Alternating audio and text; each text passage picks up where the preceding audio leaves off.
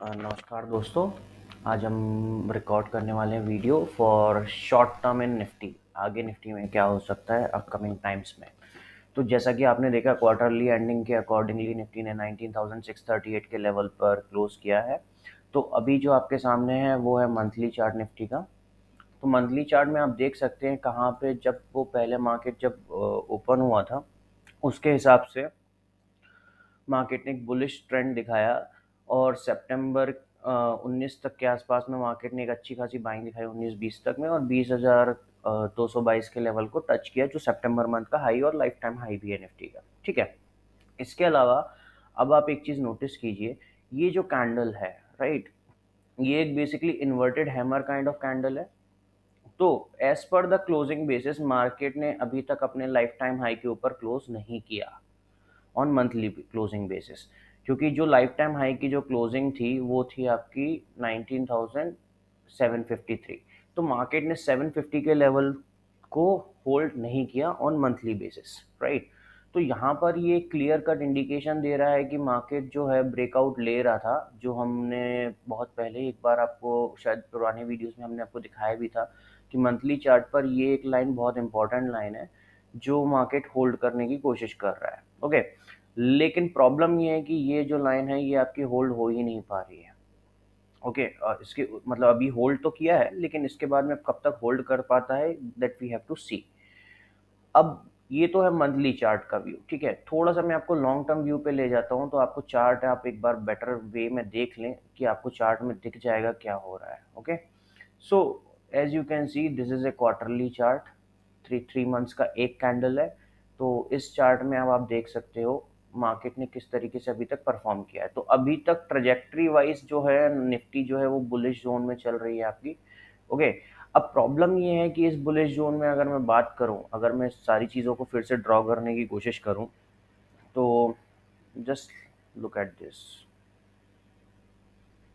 अगर एक ये ब्रेकआउट है और अगर इस ब्रेकआउट को मैं फेक ब्रेकआउट कंसीडर कर लूँ, तो निफ्टी अपने लाइफ टाइम रेजिस्टेंस के पास में ही है। और इसी पॉइंट से सारे के सारे आपके मेजर करेक्शंस आपके स्टार्ट हुए थे। ठीक है।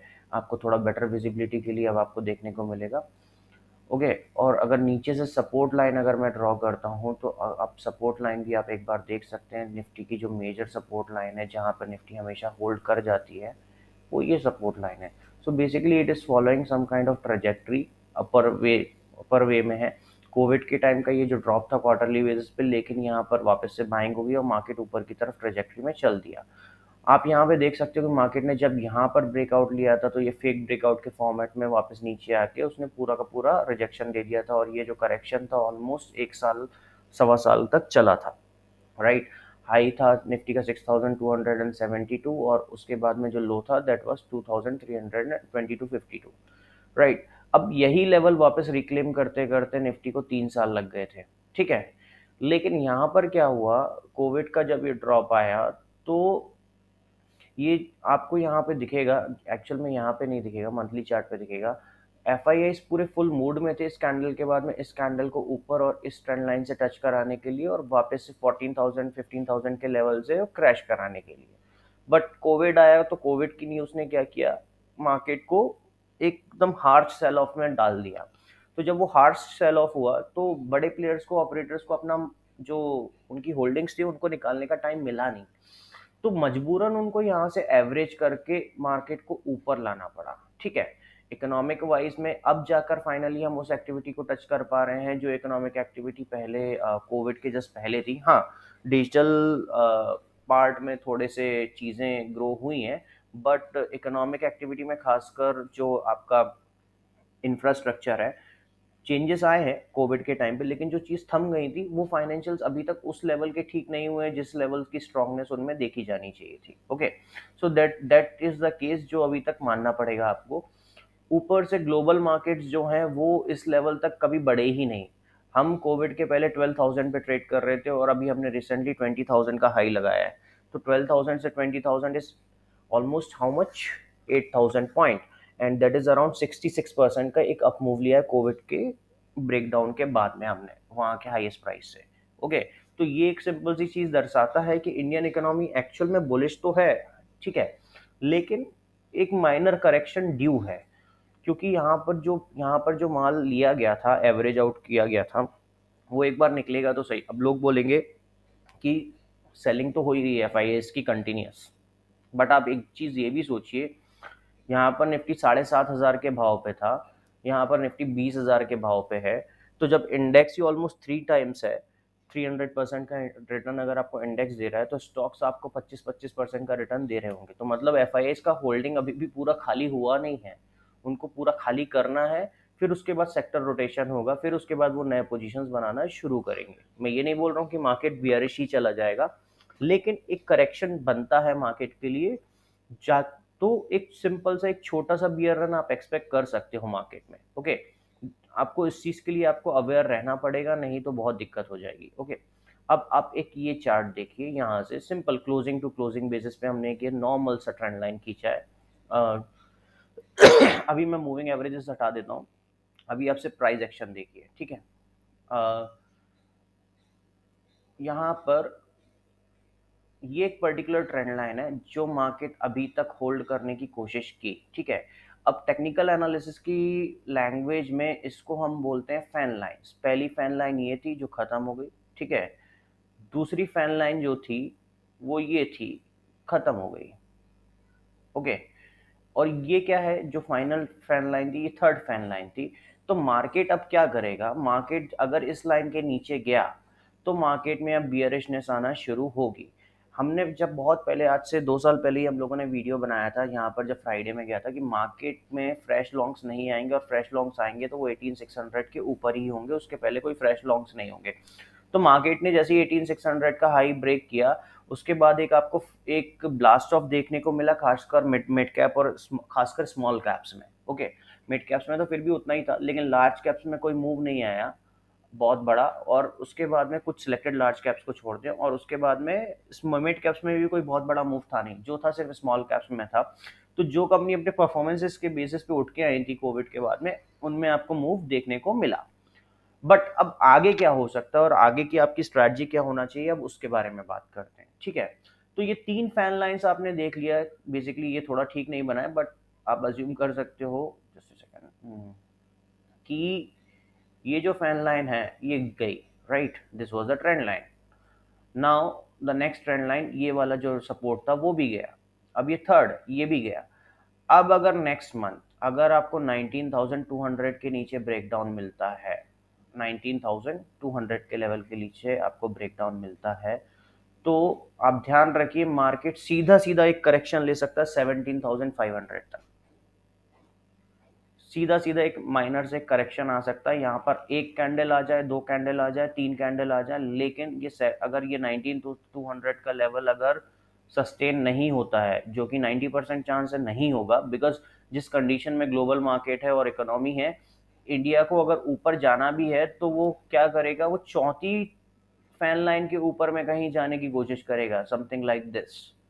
आपको ध्यान रखना पड़ेगा। तो ये जो टाइम फ्रेम है, राइट, इस टाइम फ्रेम में आपको बहुत ही कॉशियस रहना है अपनी लॉन्ग पोजीशंस के साथ में, खासकर अगर डेरिवेटिव्स में अगर आप लॉन्ग पोजीशंस ले रहे हैं, बिकॉज 19,600 से 17,500 का मूव, 2000 पॉइंट का मूव है, सिंपल स्ट्रेट फॉरवर्ड, 10% का इंडेक्स में करेक्शन, ठीक है। आपका इंडेक्स का मार्जिन ही 12% 15% का होता है। तो इंडेक्स में अगर 12-15% के मार्जिन पे आप काम कर रहे हो, मतलब बेसिकली क्या, आपको 100% का लॉस हो जाएगा, ठीक है। ऑप्शंस की तो फिर मैं बात ही नहीं कर रहा हूँ, मैं सिर्फ फ्यूचर्स की बात कर रहा हूँ। रही बात स्टॉक्स की, अगर यहाँ पर इंडेक्स 12% का करेक्शन ले रहा है, तो स्टॉक्स में भी आराम से आप 20% 25% तक के करेक्शंस आपको देखने को मिल सकते हैं। तो आपको इस चीज़ के लिए थोड़ा सा अटेंटिव रहना पड़ेगा, बिकॉज अगर आपने ये अटेंटिवनेस नहीं रखी तो मार्केट में आपको बहुत बड़े लॉसेस हो सकते हैं। स्मॉल कैप स्पेस और मिड कैप स्पेस में सिर्फ एक ही सजेशन है अभी इस टाइम पे, कि आपके अगर स्ट्रॉन्ग होल्डिंग्स है लॉन्ग टर्म के लिए, आपने पूरी फुल रिसर्च कर रखी है, तो ही आप लॉन्ग्स पे बने रहिए, और else book partial profit, at least थोड़ा सा कैपिटल फ्री कीजिए, बिकॉज कैश पे बैठे रहना is much more advisable in this situation rather than being fully invested in the market. This is not a market where you should be fully invested, because market जब गिरेगा तब आपके हाथ में कुछ होगा नहीं और आप कुछ कर नहीं पाएंगे, आप अपॉर्चुनिटीज को आप यूटिलाइजेशन कर नहीं पाएंगे। आप ये ट्रेंड लाइन देख लीजिए, कभी भी इस ट्रेंड लाइन के ऊपर मार्केट ने 2 महीने क्लोजिंग दिया ही नहीं है ऊपर। यहाँ पर कोशिश की थी, तीसरे महीने से फेंक दिया गया, फिर वो कंसोलिडेशन फेज था तो पूरा निकला नहीं है पैसा, मतलब एफ का या डी का, जो भी बोल लीजिए आप, ऑपरेटर्स या प्रोमोटर्स का। और हाँ, सबसे इंपॉर्टेंट नोटिसेबल थिंग, इस पर्टिकुलर कैंडल पर सबसे हाईएस्ट सेलिंग हुई है प्रमोटर्स की। F I S D I S के बारे में तो सबको ही बात करता है, प्रमोटर्स के बारे में बहुत कम लोग बात करते हैं। तो आपको एक चीज ध्यान रखनी है कि अगर प्रमोटर्स ने माल सेल किया है, मतलब they are expecting a correction, तभी तो उन्होंने अपनी कंपनी का, खुद का कंपनी का माल सेल किया, नहीं तो वो माल सेल करते क्यों? ओके। तो अब मैं ये कुछ ये पुरानी वाली ट्रेंड लाइंस हटा रहा हूँ ताकि थोड़ा चार्ट में विजिबिलिटी आए, लेकिन मैंने आपको समझाने के लिए बनाया था। तो ये फैन लाइंस गई, ये एक फैन लाइन है। नेक्स्ट ये जो फैन लाइन है, ये आप एक्सपेक्ट आप एक कर सकते हो कि थोड़ा बहुत यहाँ के रेंज में आपको एक माइनर करेक्शन आपको देखने को मिल सकता है, ठीक है। तो दैट इज फन थिंग। अब थोड़ा सा वीकली चार्ट पे आ जाते हैं, थोड़ा स्मॉलर टाइम फ्रेम्स पे। स्मॉलर टाइम फ्रेम्स पे आप देखिए क्या चल रहा है। स्मॉलर टाइम फ्रेम में आपको क्या है, थोड़ा ट्रेंड लाइंस में बेटर आपको विजिबिलिटी आएगा। So just let me give you perspective, smaller time frames क्या कर रही हैं आपकी। यस,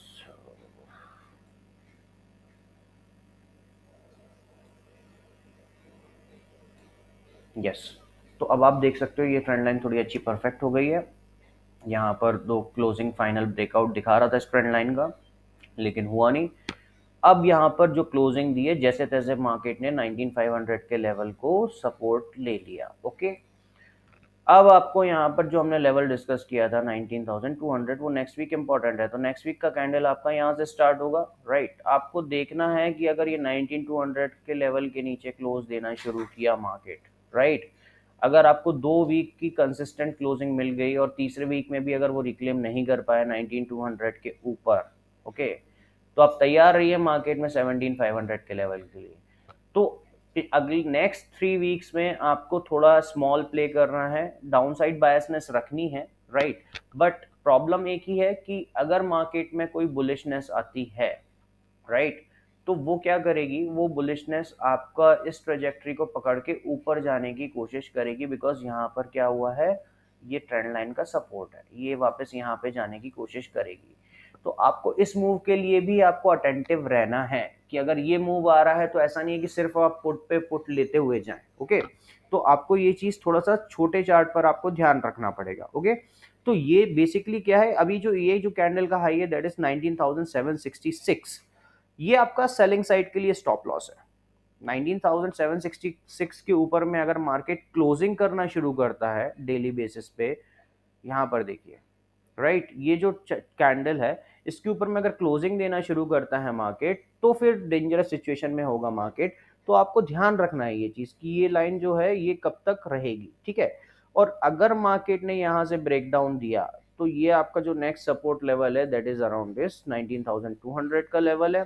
और अगर मार्केट वहां से भी आपको ड्रॉप डाउन दे गया, राइट, 19200 अगर इजीली ब्रेक होता है, तो ये डबल टॉप की पैटर्न फॉर्मेशन है। 19900 आपका फर्स्ट टॉप, सॉरी 19991, ऑलमोस्ट 20000 था, 20222, 1% की रेंज में है। हम लोग डबल टॉप को कंसिडरेशन में लेते हैं, अगर 1 से 2% की रेंज में होता है, हाईज अगर आसपास होते हैं तो वही, तो 1 1.25% की रेंज में हाई है नेक्स्ट हाई। तो ये एक डबल टॉप फॉर्मेशन है कंप्लीशन। और अगर ये ट्रेंड लाइन जा रही है तो मार्केट आपको निश्चित तौर पे सेलिंग देगा, और जो सेलिंग होगी वो लंबी फास्ट एंड फ्यूरियस होगी फिर, हाँ। तो ये चीज आपको ध्यान रखना है कि ये फिर यहाँ से आपको 17, मतलब बेसिकली एक 18000 पे एक माइनर सपोर्ट दिखाएगा, उसके बाद में आपको 17600 500 तक के लेवल्स आपको देखने को मिल सकते हैं निफ्टी के अंदर में, ओके। तो ये करेक्शन ड्यू है जो दिख रहा है मार्केट को, तो मार्केट ये प्ले आउट कर सकता है, बट आपको इस मूव के लिए भी फोकस में रहना है, बिकॉज मार्केट यहाँ से क्या है कि अब सबको ये चार्ट पे दिख रहा है, तो ऑपरेटर्स ट्राई कर सकता है कि मूव ऊपर की तरफ में रखे, बिकॉज अर्निंग सेशंस भी है।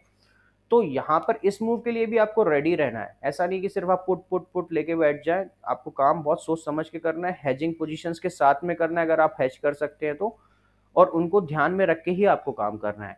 तो ये हमारा निफ्टी का शॉर्ट टर्म व्यू है। आपको जो मेजर इंपॉर्टेंट लेवल्स हैं मैं आपके लिए लिख देता हूँ, राइट, तो आपको बेटर आइडिया रहेगा। तो मेजर रेजिस्टेंस लेवल जो है 19766,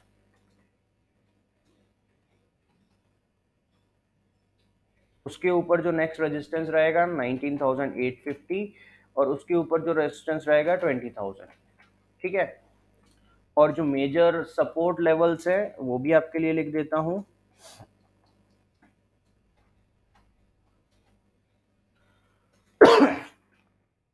19,550, 19,220 और उसके बाद जो आपको नेक्स्ट सपोर्ट मिलेगा दैट विल बी 18,600, जहां से आपको फ्रेश ब्रेकआउट आपको मिला था। ये आपके सपोर्ट लेवल्स हैं, जो मेजर सपोर्ट लेवल्स हैं। ठीक है, तो इन लेवल्स का आपको ध्यान रखना ही रखना है। अगर ये लेवल्स पे अगर आप ध्यान नहीं देंगे तो आप बहुत दिक्कत में फंस सकते हैं और मार्केट कुछ बहुत बड़ा फास्ट एंड फ्यूरियस कर सकता है। ओके, तो जो हमने लेवल्स डिस्कस किए हैं आप देख सकते हो ऑलमोस्ट वो चार्ट्स पर यहीं पे उसी जोन में आ रहे हैं।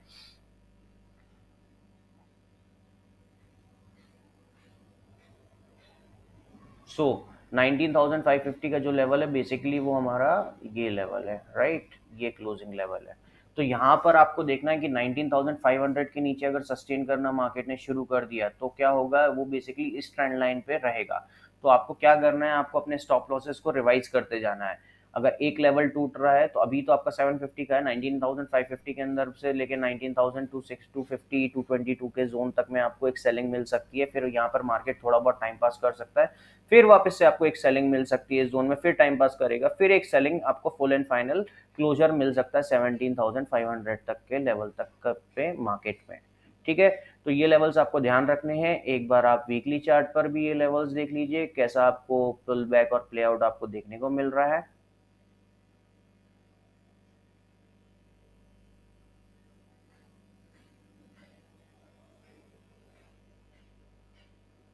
Sorry it is taking time to load, but मैं आपको क्लियर कट बता देता हूँ, मार्केट में बुलिश बहुत केयरफुल होकर रहिएगा बिकॉज इलेक्शन सीजन सर पे है।